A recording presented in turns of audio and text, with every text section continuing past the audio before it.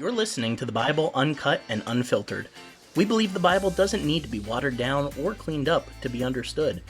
Our goal is to provide a healing place to discuss the questions you can't ask and the context you won't learn in church. I'm your host, Colin Connor. Now, on to the episode. And I am joined in the studio today by my favorite on-again, off-again co-host and editor and wife. You're not my on-again, off-again wife, but co-host, yes. Yeah, You're my full-time wife. You want to start that over again? No, I think we'll leave that in like that. Ah. And we have to leave. You were asking if we want to start it over again. Greetings, fellow humans. I told you have to be more of a convincing human when we do these things. We want people to think you're human. Alright, by her presence here today, you can guess that we are doing a Q&R episode, and you would be correct. I know last week we mentioned that we were going to be finishing up chapter 5. Well, I guess it's 2 weeks ago now. We have not forgotten about that. Just a slight change in schedule here. Last week we had Pastor and Philosopher. We're doing a Q&R this week. And then you have to wait until the end of the episode to hear what we're doing next week. But we are just breaking up the Ecclesiastes series a tiny bit, not leaving it anywhere. We're going to pick it back up in a couple weeks here. It's been a longer series, so we wanted to get one of the Q&R in here. So we have some questions that Jana is going to lead off with. The rules are pretty simple. You ask questions, we respond to them.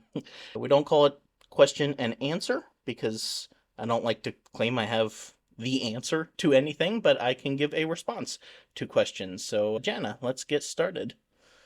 All right, our first question is, you talk about how there are a lot of different views on any given Bible passage, but 1 Corinthians 14:33 says that God is not a God of confusion. How can we listen to and appreciate other views if that just leads to confusion? Isn't there just one true meaning we should be looking for? That is a really good question. I really appreciate what they're trying to ask here. So let's just look first at that passage they mentioned, 1 Corinthians 14:33. It reads that God is not of confusion, and I think some versions will say a God of confusion. I think the Old King James says the author of confusion, but that's in italics. It's not actually there in the text. It's just there to smooth out the English translation. So literally it's saying that God is not of confusion. But that word confusion in Greek is akatastasia. And that does not mean confusion, like in the sense of being confused of what view to take on something. It actually means instability, disorder. It can mean fickleness, not being fully transparent in what's going on. But basically, Paul is speaking to the Corinthian church. And if you know anything about the books of 1st and 2nd Corinthians, he is writing these letters to them because of how messed up the church at Corinth is. Like, in all honesty, I am amazed that he didn't just say, burn it to the ground and start over again. There was a lot of messed up stuff going on in that church. And apparently they were gathering without an order of service, if you will. It's a little anachronistic to call it that. I don't think they had printed out orders of service back then. But basically their gatherings together on Sundays were stressful power struggles of various people trying to speak up during the quote-unquote service, trying to speak over each other. And so in this particular passage, Paul is giving tips for having a more orderly gathering, since he said that God is not pleased by their chaotic disorder. So that's what confusion means here. It does not mean a lack of understanding something. It's a service where you have no clue what's going on when or who to listen to. So Paul was a Jew that was steeped in Genesis 1 and 2, and he knew that God brought order into chaos. And he's trying to say our services to this God, our worship to this God, should be orderly as well. It should not be disorderly. Now, getting more than to the heart of the question, because that's just the passage. Getting to the heart of the question, when people learn about other valid views, like in the discussions we have on this podcast, it's really normal to bring up a question like this. I've actually heard this from several people. And when you come, especially from a fundamentalist type background, you tend to think that God would only inspire one right way to view everything. And our job then is to find out what that one right way is. But that's not how the Bible works. And I know I've brought this up several times on the podcast already. I kind of harp on this. But all throughout the Bible, there are multiple accounts, often even side by side, of similar or exactly the same story, just from different points of view. Right in the very first pages, Genesis 1 and 2, they are not one big story, but two separate side by side accounts of creation. You have two introductions of David in First Samuel, two stories about Abraham lying about his wife, four gospels, three cycles in Revelation that all retell the same story, and several more examples we could go through. The Bible is full of these different traditions that were put side by side in order for us to see the value in these divergent traditions. So I could ask you, what creation story is true? Genesis 1 or Genesis 2? Which of the Gospels got Jesus' life right? Matthew, Mark, Luke, or John? I think any Christian listening to this would say, well, it's all true. We don't have to pick one Gospel or just only read Genesis 1 or Genesis 2. And yet they are so different. And I think they're right in saying we don't have to pick one over the other. And it's kind of the same thing here. This means that we can learn from all these different perspectives on the same story. God apparently thought this way. If you believe that he inspired the scriptures to be set together like this, that means that it was within his will to have different accounts from different perspectives of the same story.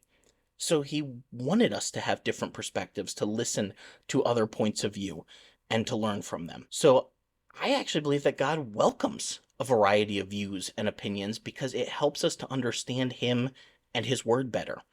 If that weren't true, we'd only have one gospel, but he gave us four. He wants us to hear these different versions so we can get a bigger picture of all the views put together. So realize that this verse in 1 Corinthians does not mean that just because you may find something confusing, that it is automatically wrong. We should replace the word confusion there with disorder.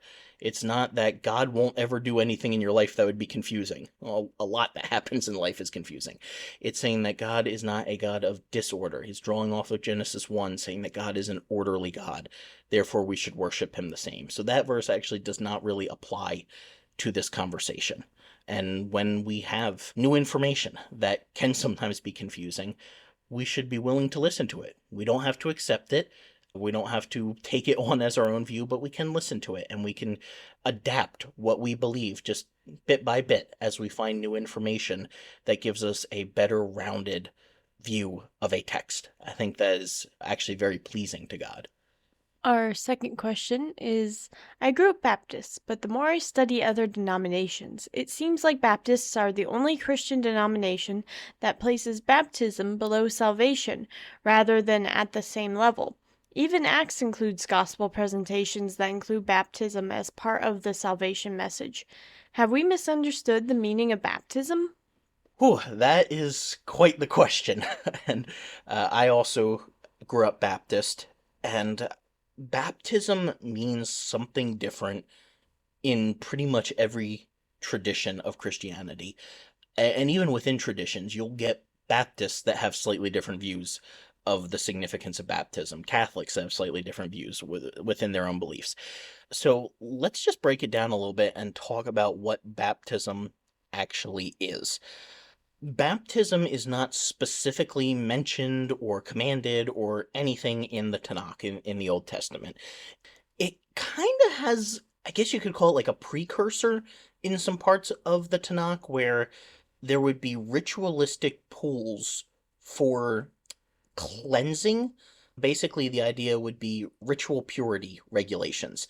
If there was something that happened that made you unclean, and we'll talk about that more in a second here, an ancient Jew, part of their ritual to become clean again, able to enter into the temple, be a part of the corporate worship there, they would have to bathe themselves in a ritual bath. So there's a little bit of a kernel of it there. And then it really became a thing during the Second Temple period, the years in between the Testaments. And that's where it became this symbol of almost like if I can use the Christian language, rededicating your life to Yahweh. You would have these Jews that had been in the exile, they grew up in a foreign land, and they wanted to get back to their roots, if you will. And they wanted to re-identify with the faith of their ancestors. So part of that practice would be essentially baptism. They were drawing on that practice of the ritual baths to say we are now cleansed back into the Jewish ritual system. And so that kind of gets us into the time of Jesus and John.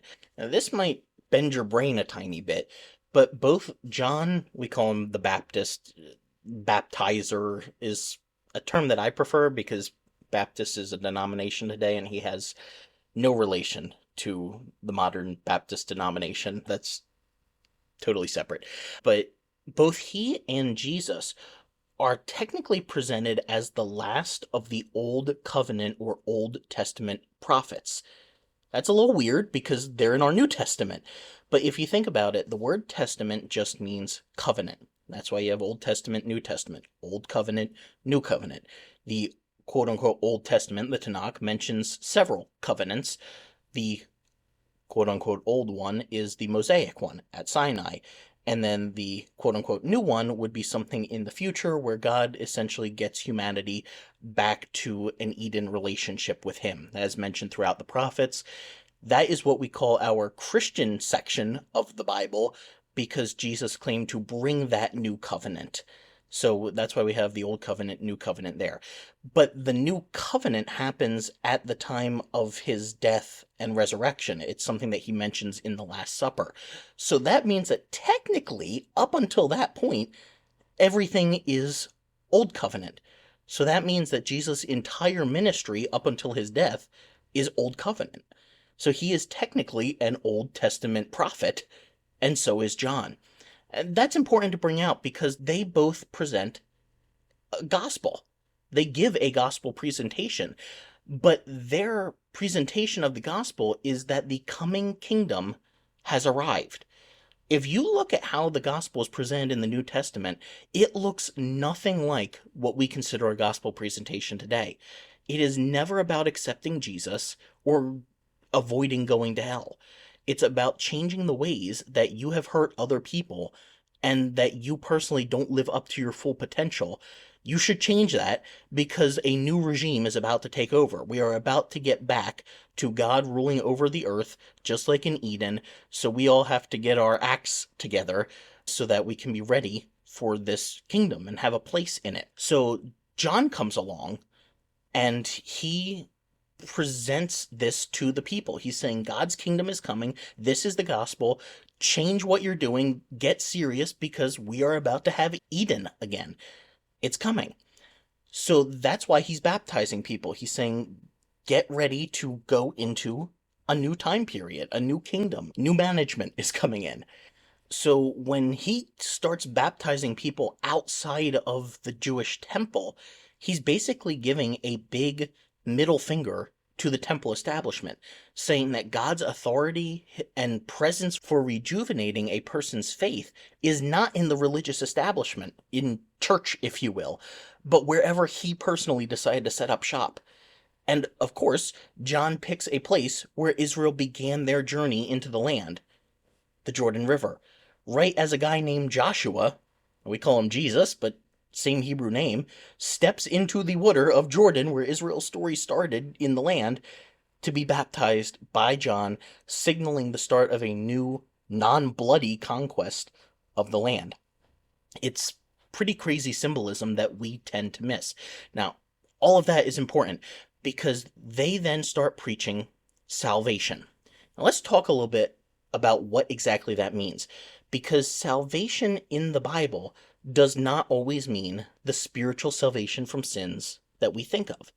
Salvation in the Bible is like capital S salvation, which can then be broken down into three parts: justification, sanctification, and glorification. Now, you might have heard those terms in church. They do get used a good bit. But what preachers tend to miss is that the Bible doesn't specify when it's talking about which one. It calls all three of them salvation. and you need context to determine what's the difference. Justification is talking about essentially when a person comes to God, the moment of salvation that people think of when they talk about salvation. Sanctification is then the lifelong process of becoming a better person. Glorification is the final, we're in heaven with God, everything's perfect, that sort of idea. But the Bible calls all three of them salvation. And you have to look at the context to see, is this talking about a salvation experience, a conversion, you might say, or is it talking about a future reality, or is it talking about an ongoing process? I personally believe that the majority of salvation passages in the Bible are actually sanctification passages. Think about this with me. The vast majority of the Bible is written to and about people who already believed in Yahweh or Jesus, depending on the testament that it's in. Most of the Old Testament was written by Jews for Jews, people who already believed in Yahweh. Most of the New Testament is written by Christians to Christians, people who already believed in Jesus. So why would so much be written talking about salvation if those people had already converted, if they already believed the base message? That doesn't make sense. That's like having a bunch of specialists in a field all write 101 material for each other and pass it around. That's useless. The Bible was not written as an evangelistic tract. It was written to people who were already in the club, and it was about life after that. So that's why I think that most of the salvation passages in the Bible are actually sanctification. These people did not need justification, they just needed growth. So when Jesus comes along and starts preaching, the Jews of his day were still living under the old covenant. The way of salvation for them, at least according to a traditional Christian belief, would not have changed until after the cross. Now stick with me here. I know this is a little weird, but we're going somewhere with it. That means that the whole time Jesus was preaching, he was preaching to people who would go to heaven, quote unquote, if they died that day because they already believed in Yahweh. Let me try to illustrate this. For sake of stupid easy argument, let's just say that Jesus was born on January 1st, 81. A Jew believing in Yahweh who died that year. Most Christians would say he was saved, he would go to heaven. Now, let's say that that Jewish person who believes in Yahweh doesn't actually die that day. He goes on to live for another 29 years. Does he lose his salvation just because Jesus has now started preaching? What if he lives another 3 years and he's still alive after the cross and the resurrection? What if Jesus never made it to his town? Do you see the dilemma here of the salvation of Jews in Jesus' time? Like, it's crazy complicated when you actually try to break this down. If you believe that somebody could be saved just by believing in Yahweh without needing to believe on Jesus, because that hadn't happened yet, like Jesus had not died on the cross yet, what happens for the people who did believe in Yahweh, but still also their lives went beyond when Jesus died on the cross and rose again? It gets really, really complicated. I kind of smooth all of that out by saying that most of the Jews in Jesus' time were believers in Yahweh, and they were what we would call saved. It was just a few religious leaders and an angry mob that killed Jesus. It was not the average Jewish person. The average person who interacted with Jesus believed him in his lifetime. He had crowds of thousands of followers. I think it's important that we recognize that too, because it's really easy for Christians to slide into this anti-Semitic view that presents Jewish people as Christ killers, when really it was a few religious leaders, an angry mob, and the Romans that killed Jesus. It was not every Jewish person back then, and that stigma absolutely does not carry on to anyone today. We have to be really careful about that. So if most of the people believed in Yahweh and Jesus was preaching salvation, what was he preaching? Well, not justification, sanctification. He was essentially saying, if I can use the kind of standard Christian terminology, rededicating your life to God. And this is where baptism comes in. That's why there was such a frequent emphasis on baptism. See, in the ancient world, everyone was identified with a god. Baptism was spiritual warfare. That's why you get that really weird passage in one of Peter's epistles. It's either First or Second Peter, where he talks about even baptism now saves you. Baptists hated that verse. We tried to avoid it like the plague. But he was making a point that made sense within his own culture, and it's just been lost on us in the modern world. Baptism was a public way to announce to the gods of the nations that you were aligning yourself with Yahweh. So, in that sense, baptism is inextricably linked to salvation or to deliverance from the other gods. If we just strip all of the churchy language off of salvation and realize it just means deliverance, baptism was a symbol of being delivered from malevolent spiritual forces into a new life under Yahweh as your king, basically. In many ways, I know this is such an overused illustration, but it fits. A wedding band. You don't need a wedding ring to be married, but it's a symbol to everyone else that your loyalty lies with that particular person. And even though you don't need a ring to say you're married, it is so deeply ingrained in our cultural imagination that you make major assumptions about a person based on whether or not you see that piece of metal on their finger. Now, that probably says more about us than it does about the person, but regardless, a wedding ring is inextricably tied to the concept of a wedding ceremony. But today, we live in a postmodern world where certain symbols have lost some of their meaning. Not every married person wears a ring all the time, and that's okay. Even my parents have switched over to using just the rubber wedding rings or silicone. So that doesn't mean they are not married just because it's not a metal band. The symbol has changed a little bit, but the meaning is still there regardless. We've kind of deconstructed it in our culture. And it's not just wedding bands, it's basically any symbol. Just because a person wears a police uniform doesn't mean they are automatically worthy of their respect. We might pay them deference because of the authority difference, but now we realize that a person's individual character matters more than the office they hold. Same thing with a pastor, right? We're finally crossing into a time where we don't immediately trust the pastor in a sexual allegation just because he's a pastor. We've learned to focus on reality instead of just idealistic symbolism. Officers in uniform have abused their power. Pastors in suits have abused people. People wearing wedding bands have cheated. Now, the symbol isn't unimportant, but it's not as important as the action. We get that in the modern world. In the ancient world, the symbol was much more closely tied with what it represented. It was essentially almost equivalent to the thing that it symbolized. So if you were to ask Paul or Jesus or Peter if you could be saved without being baptized, I think they'd just look at you funny and say, well, why wouldn't you want to be baptized? That's how you show you're saved. Now, today in our churches, we just dunk you in a tub of water in front of 50 people and clap. But back then, it was a proclamation before the gods that you had changed allegiances. That's why it's so heavily emphasized. People like Paul and the apostles believed that they had a mission to reach the known world with the message of Jesus so that his kingdom could spread over the entire world. See, the book of Acts, this is a fascinating study. We have to do this at some time. The book of Acts is like a reversal of the first 11 chapters of Genesis, and particularly the Tower of Babel incident. This is a whole thing we got into in our episode on the Tower of Babylon. But according to Deuteronomy 32:8, God delegated rulership of the world's nations to lesser gods at the tower. And then the rest of the Bible has been his working to get control back once those gods went rogue and took worship for themselves.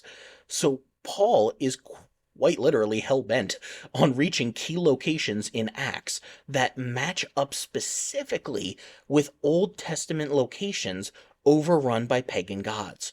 He preaches salvation and baptism at key cities in order to convince the nations to return their allegiance, symbolized through baptism, back to Yahweh.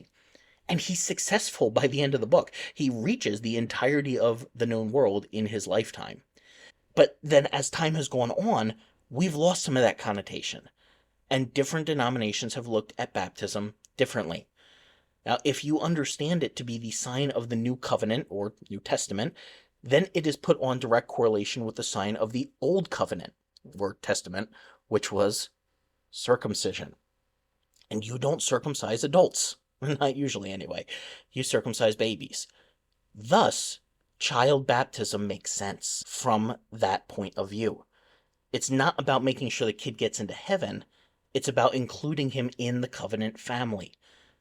Plenty of Jewish boys were circumcised into the covenant at birth, but still had to accept Yahweh later on. That's why bar mitzvahs became a thing, or confirmation for Catholics. So I do think that Baptists are the ones who have misunderstood and miscategorized what other denominations think about baptism. Baptismal regeneration is not the same thing as saying you're not going to heaven unless you're baptized. It sounds like it to those of us who were raised Baptist, but if you talk to a person from a tradition that believes in baptismal regeneration, you'll hear them describe a fine nuance in which baptism is very much like how the New Testament authors viewed it. Not exactly the same thing as justification, but interwoven closely with it. Really, it's kind of like trying to describe a three-in-one God.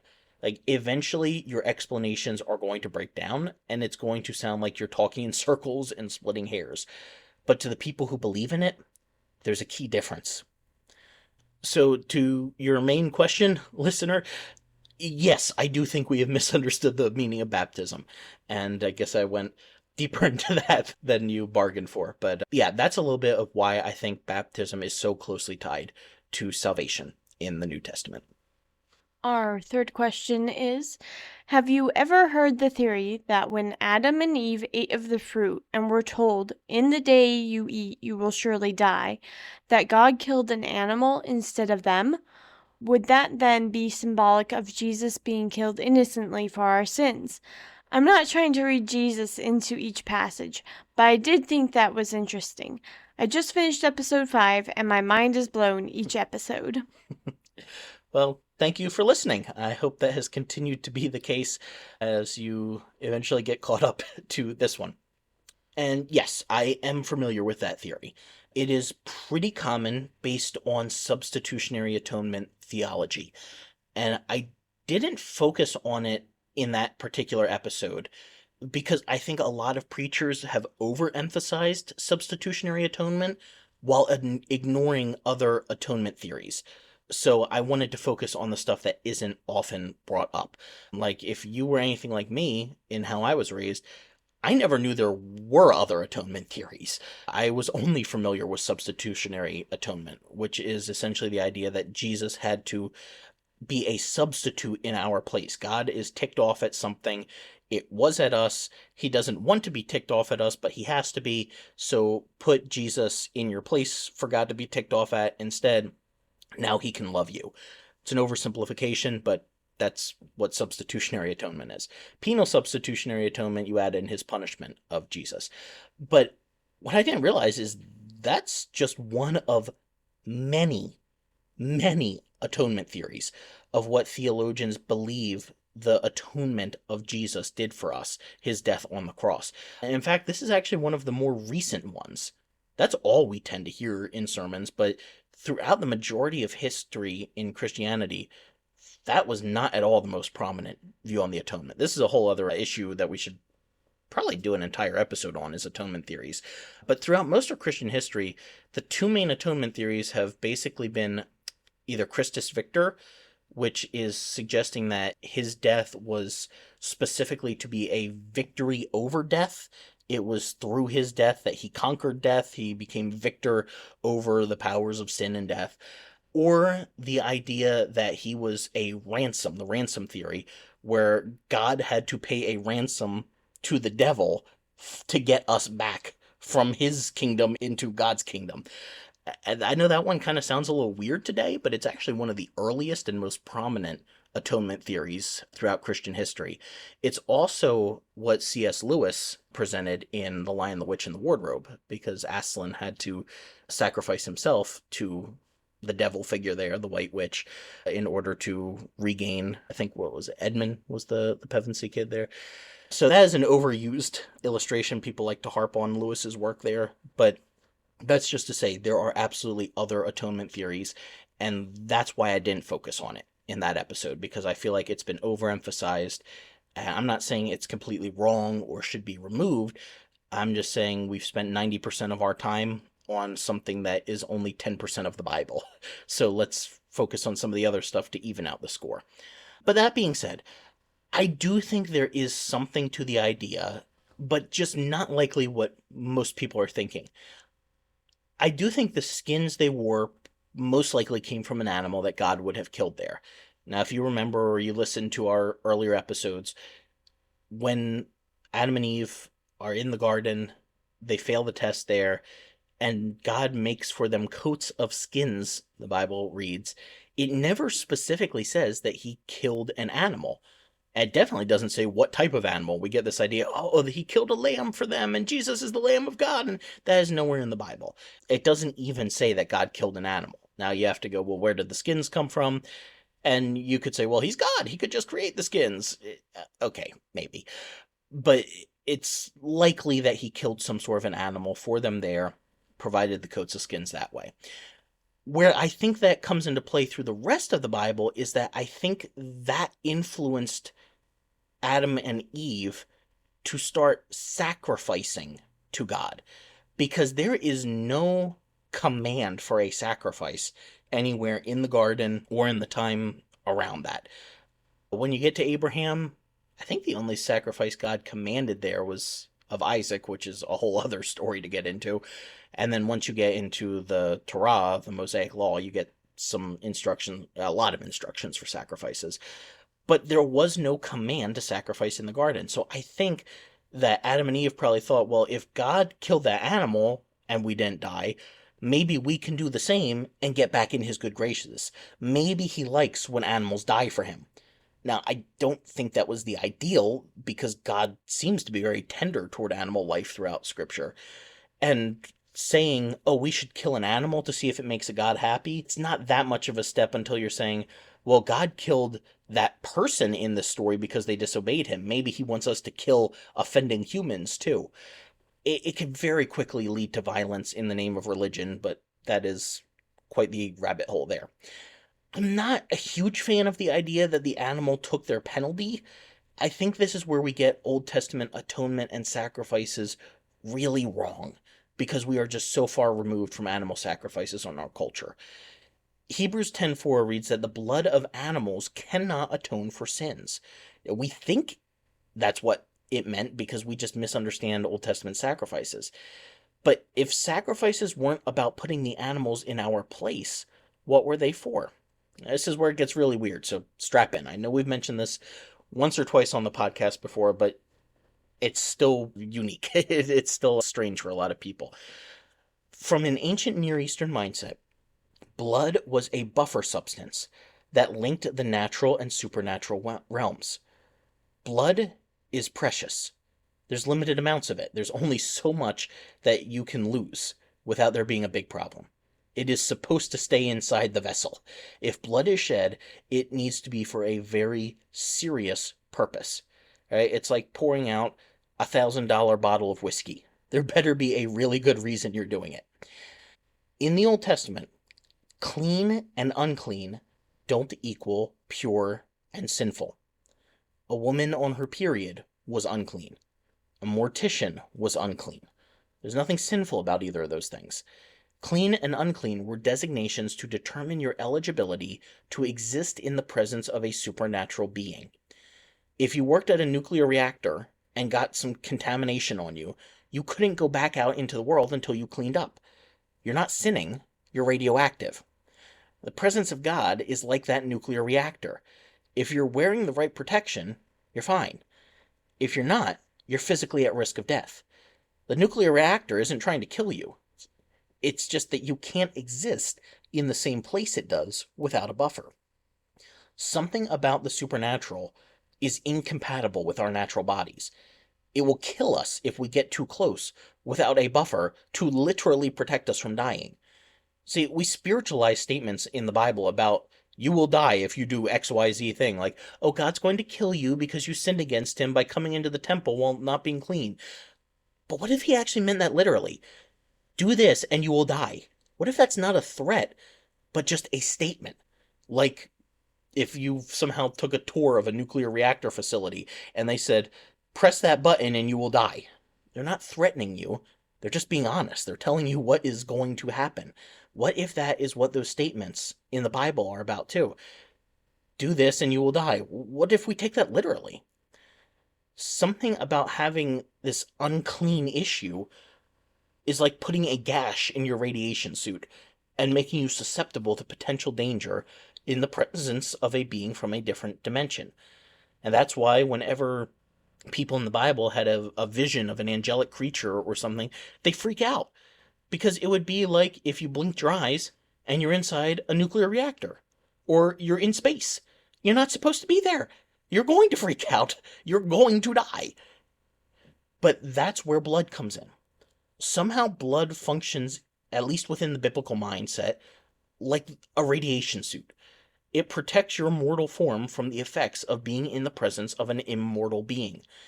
So I think that's why in the Bible, sacrifices, and then even in culture where you have like demonic rituals requiring a blood sacrifice, I think that's why it's always blood related. There is a link between realms to get the attention of spiritual beings and protect humans enough to exist in that same dimension for a brief time. That's why the blood on the doorposts in Egypt worked. That's why there was blood applied on the Ark of the Covenant. That's why Uzzah died when he touched the Ark without any blood buffering between them.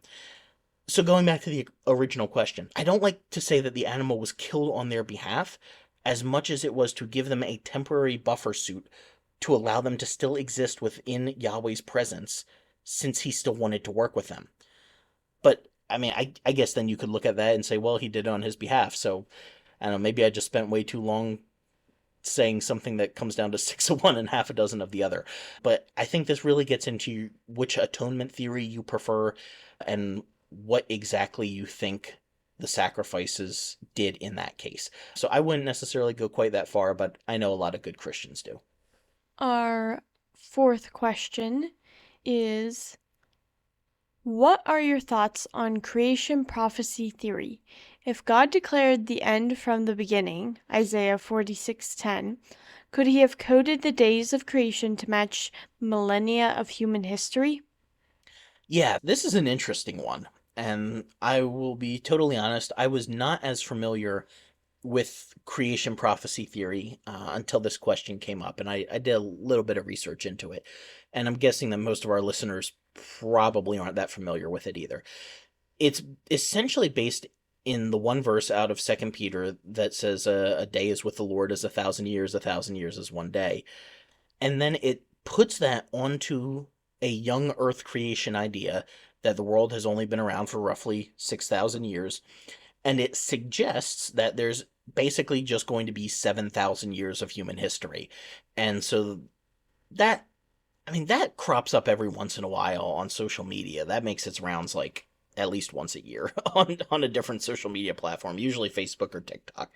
But then the creation prophecy idea adds another step onto that by saying that each day of creation somehow mirrors a millennia of human history. So, for example, day 2, God separates the waters from the waters. And some people then might say, oh, well, that is represented by Noah's flood happening. So that's like the second millennium of human history since that was day 2. And then the next one, you have dry land appearing. And there was dry land when Moses went over the Red Sea or the Reed Sea with the Israelites. So that represents the third millennium and the third day. And it's just that kind of thing all throughout. Honestly, it kind of sounds to me like a cousin of the view for Revelation that says that each of the 7 churches at the start of the book of Revelation represents an age in church history. I don't know how many of you are familiar with that, but I definitely heard that growing up, where you have the 7 churches that John writes the letters to at the start of Revelation, and each one is like a time period in church history. And we always ended up being the Laodicean time period where we're lukewarm for God. We've lost our luster in the church, and we need to get it back because we're in the last time period and all. But what about the persecuted church in China or North Korea right now? They don't seem complacent.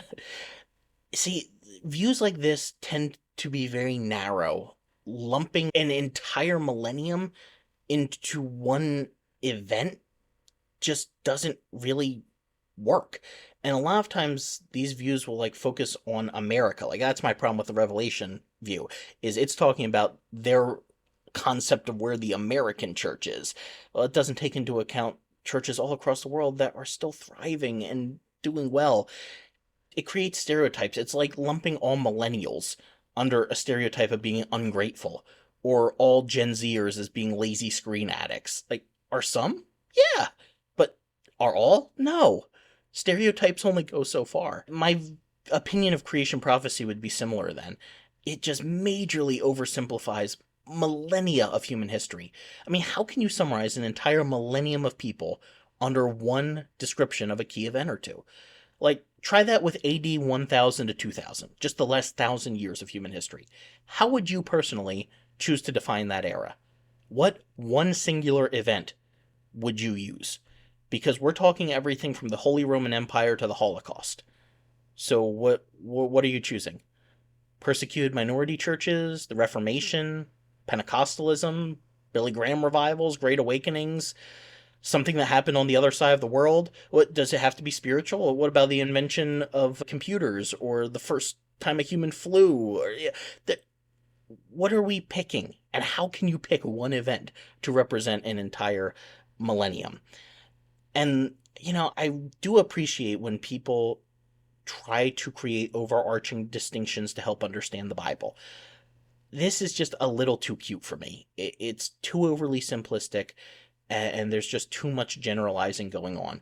And it's also built on a faulty understanding or a misapplication of 2 Peter 3. I think it's verse 8, with the one day is 1,000 years and 1,000 years is one day. Christians throw that around sometimes. That gets misused so much. Really, Peter was speaking to persecuted Christians and just trying to remind them that God is patient with people and gives them a lot of time to come back to him. You can't read verse 8 without reading verse 9. Verse 9 says Yahweh is not slack regarding his promises. He is long-suffering. He is patient toward us, not willing that anyone should perish, but that all should, our translations will say, come to repentance. That's a whole other issue of what exactly that's saying. It's not what most people think, but that's another episode for another day. The point is, the 1,000 years is one day is 1,000 years, is saying that God gives a lot of time for people to get their act together and to start treating each other well. It's not saying that every day of time literally reads as 1,000 to God, or every millennium goes by in the blink of an eye to God. That's not what it's trying to say. And then it's also built on the idea of a 6,000-year young earth history. A lot of good Christians believe that the earth and humans have been around a lot more than just 6 millennia. And so if that's the case, that really falls apart as well. And then it's also a misapplication of Isaiah 46:10, so it's kind of 3 strikes and you're out at this point. I don't think when Isaiah wrote, declaring the end from the beginning, the ancient things from the things not yet done, I don't think he was trying to say, oh, God has hidden secret codes from the beginning of time. See, it links back to God's interrogation of Israel in Isaiah 41, a few chapters back, very much like the book of Job. He asks them in chapter 41, verse 26, who had been around as long as he had. So I think he's just wrapping this all up in a neat bow, like Alpha and Omega, start to finish. God's got this. And even though verse 46:10 says he declared it, it doesn't say to whom he declared it.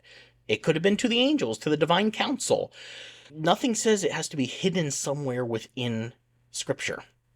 And even then, it doesn't say that he declared the details of when the world would be ending. It literally reads, announcing from the start the latter part. We've talked about this in the podcast before. The ancient views had a perspective of two ages, the age that is and the age to come. So I think Isaiah was trying to say that God is God from the beginning of this age. He predicted the age to come, one where we all live together in harmony with him and with each other. That could be through the ideal of the garden. It could be in his blessing to rule and subdue the earth. It could be in the promise to fix the problem of Genesis 3. I think there's multiple ways that you could go with saying that he declared this from the beginning, and it probably does not mean that he declared the details of human history from the start. Our fifth and final question. I want to begin by saying I have learned more about the Bible from your podcasts than I have learned from years in church. My church experience was spiritually and emotionally abusive. The Bible was twisted for the benefit of the corporate church and its leaders. For this reason, every time I open the Bible to study it, I am overcome with hurtful memories, negative feelings, and perceived inadequacies.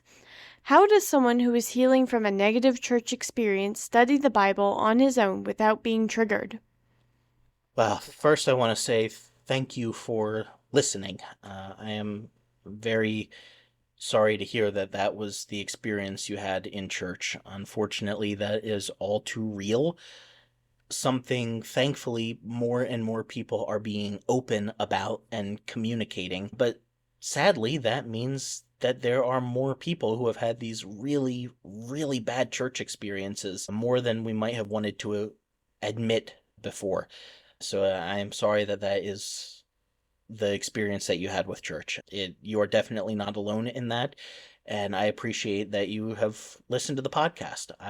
As we say in every episode, I hope that we provide a healing place that's going to be a little different, or really a lot different from what you had heard in church. It is totally normal when you have had an adverse religious experience to have those hurtful memories and negative feelings and feelings of inadequacy.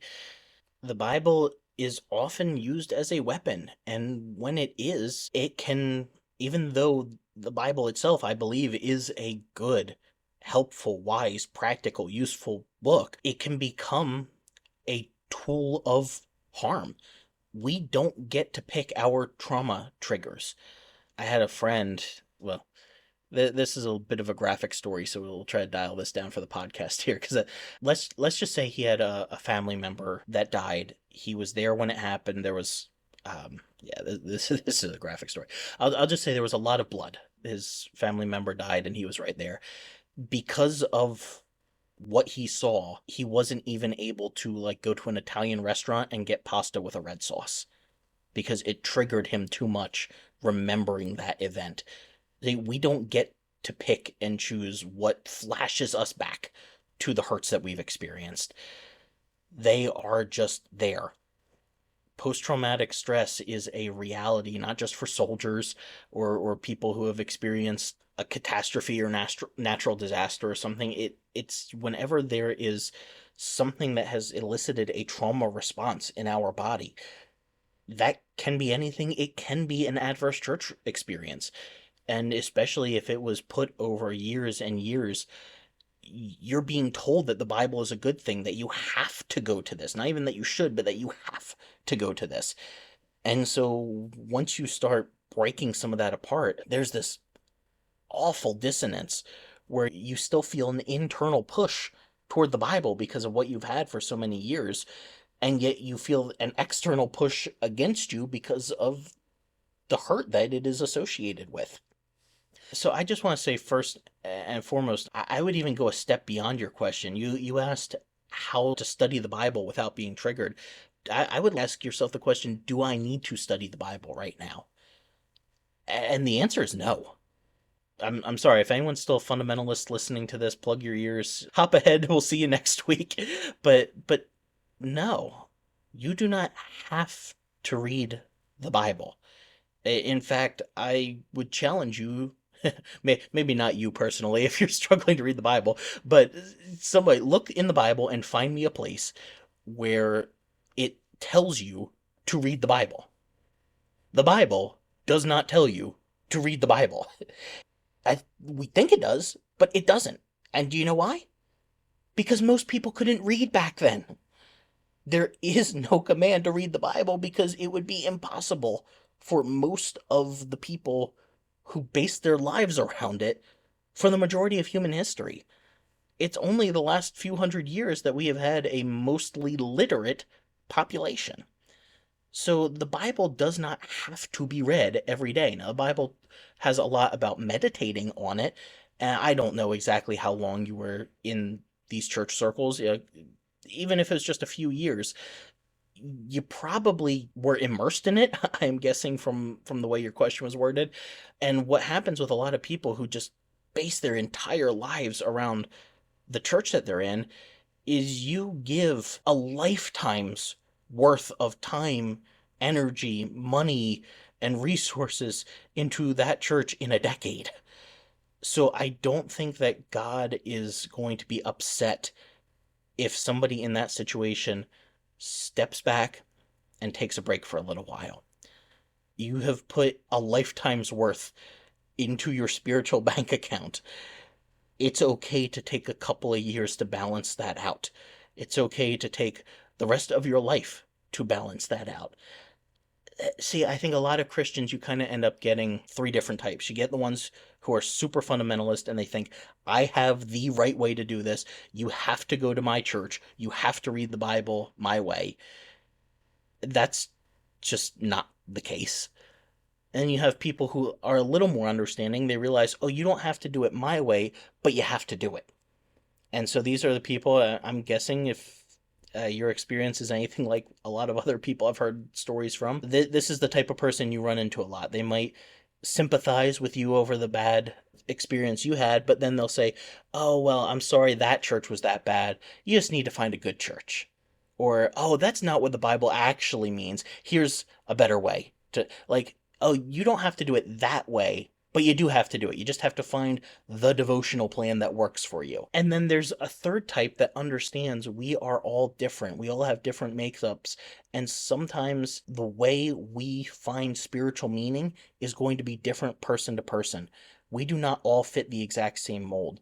Like growing up, I guess it was just the books I read or maybe the people I was around, but I always got this idea that the ideal person journaled.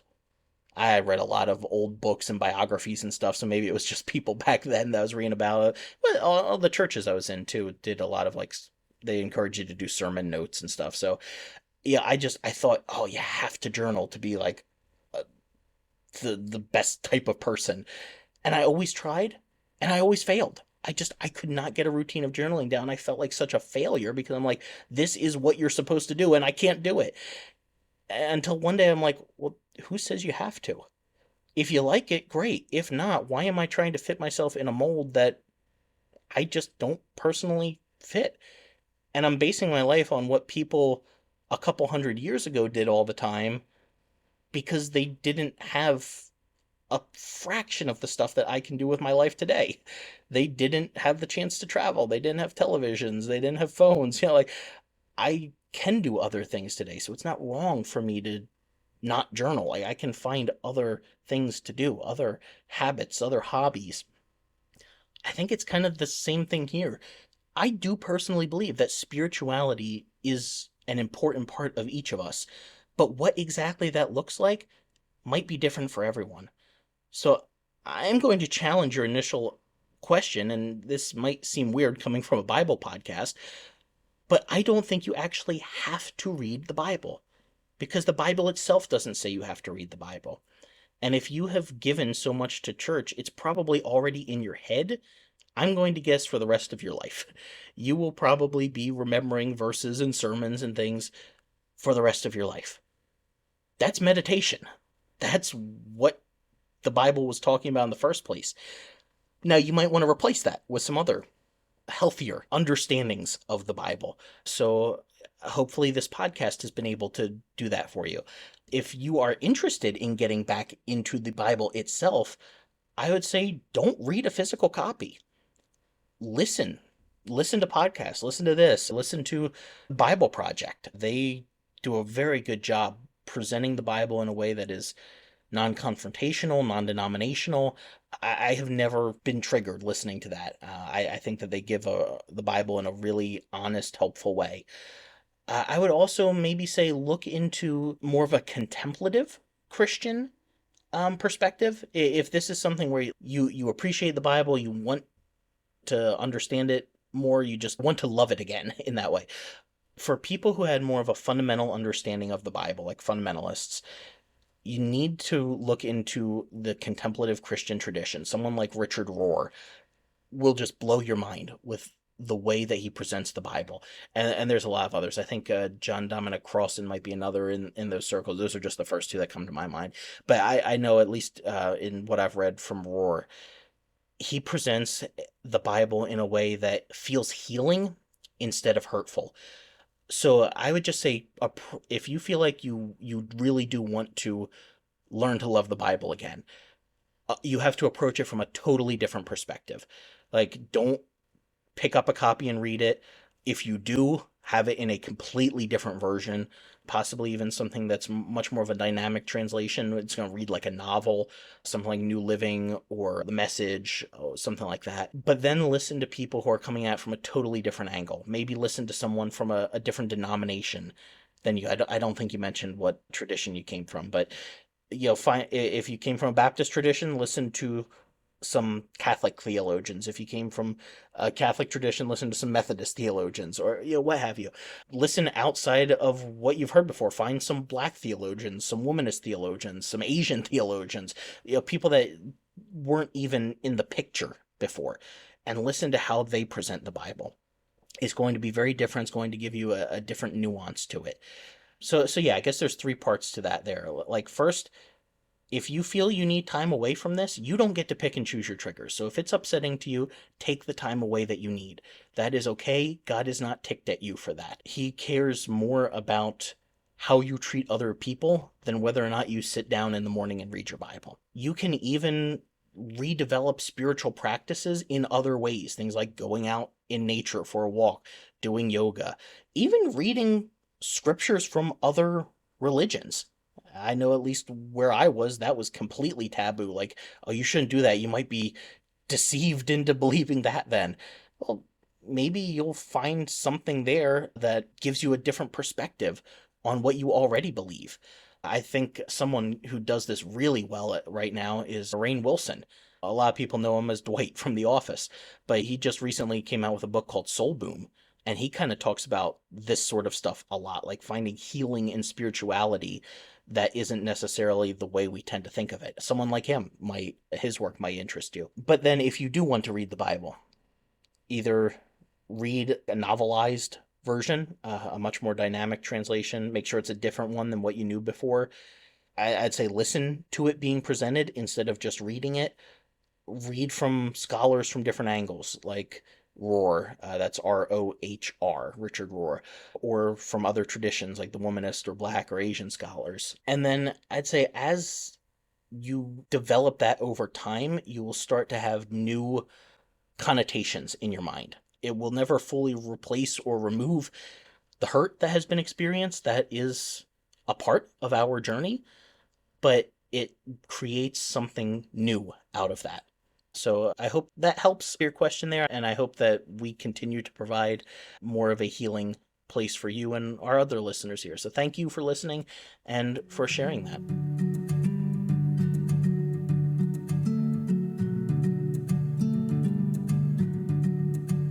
All right, thank you all for sending in those questions. Those were really good. I appreciate hearing that from you. And remember, you can always send in questions to us via email at cconn@thebibleuncut.com.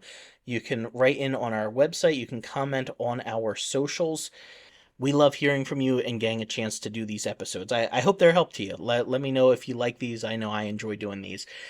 And next week, we are actually going to do another question and response episode, but it's just going to be on one topic. There's one other question that we have gotten in here more than once, and that is in regards to Israel, and specifically the Israel-Palestine conflict that's going on right now at the time of our recording. I am not going to lie, I have kind of purposefully been avoiding doing this episode for a little while now, just because of how hotly debated a topic it is. You are sure to make enemies on both sides, no matter what you say. But we've had 3 different people bring it up now in a question, and the first time I just skirted around it. The second time I'm like, oh, maybe that's just a fluke, and then when we get the third, I'm like, okay, people actually want to know about this, and we should probably say something. But it is a very complex topic, and I want to make sure I give it the full amount of time and focus that it deserves. So next week, we are going to do a question and response episode focused specifically on Israel and Christians' response to Israel and to the Israel-Palestine conflict. So that's going to be quite the episode. We will see how it goes from there. But thanks for listening this week. Jana? Stay curious and keep asking questions about the Uncut and Unfiltered Bible. You've been listening to the Bible Uncut and Unfiltered. We hope we provided a healing place to discuss the questions you can't ask and the context you won't learn in church. If you enjoyed the podcast, would you take a minute to share it with a friend? You could also rate and review on your podcast app. If you'd like to donate to keep our work going, you can go to our website, thebibleuncut.com, and click on the Support Us tab. While you're there, check out the recommended resources and blog where we post show notes and other articles. Thanks for listening. We'll see you next week.